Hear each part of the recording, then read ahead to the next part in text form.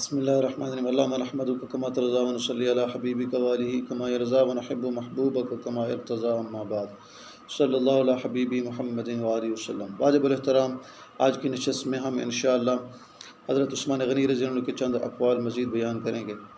حضرت عثمان غنی رضی اللہ عنہ فرمایا کرتے تھے، سب سے زیادہ بربادی یہ ہے کہ کسی کو بڑی عمر ملے اور وہ سفر آخرت کی کچھ تیاری نہ کرے۔